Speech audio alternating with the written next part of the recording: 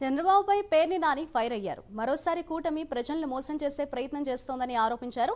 2014లో చంద్రబాబు మాయమాటలు చెప్పారని, ప్రజలను నమ్మించి చంద్రబాబు సీఎం అయ్యారని తెలిపారు. అప్పుడిచ్చిన హామీలేవి చంద్రబాబు అమలు చేయలేదని, ఇప్పుడు సూపర్ 6, సూపర్ 10 పేరుతో మరోసారి చంద్రబాబు మోసానికి తెరలేపారని మండిపడ్డారు. ఆయన జగన్మోహన్ రెడ్డి గారు విద్య మీద కూడా విపరీతమైనటువంటి ఆయన చెప్పాడు. విద్య వైద్యం మీద నేను విపరీతమైన ప్రత్యేకమైన శ్రద్ధ పెడతాను. జగన్ నమ్మేది ముఖ్యమంత్రులు మారినంత మాత్రాన, ప్రభుత్వాలు మారినంత మాత్రాన ఈ రాష్ట్రంలో ఉన్నటువంటి పేద కుటుంబాల్లో పేదరికం పోదు.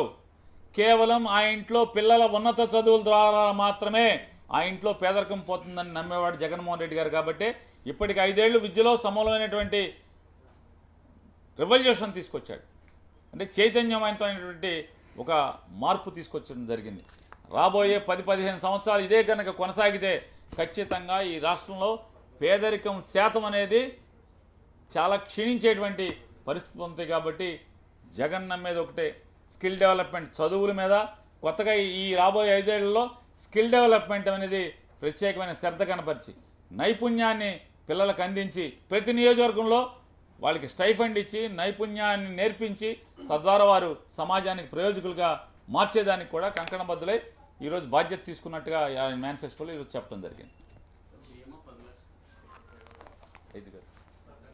10 లక్షల రూపాయలు వారందరికి కూడా. అంటే ఇవాళ ఒకటే అండి, మనం ఏది మాట్లాడు దీంట్లో హెచ్చుతగ్గులు ఉన్నాయా, పాత పథకాలే కొనసాగిస్తున్నారా, కొన్ని మాత్రమే పెంచారా, కొన్ని మాత్రమే కొత్తవి వచ్చినాయా, లేదా రంగురంగులుగా లేదు కదా జగన్మోహన్ రెడ్డి గారు.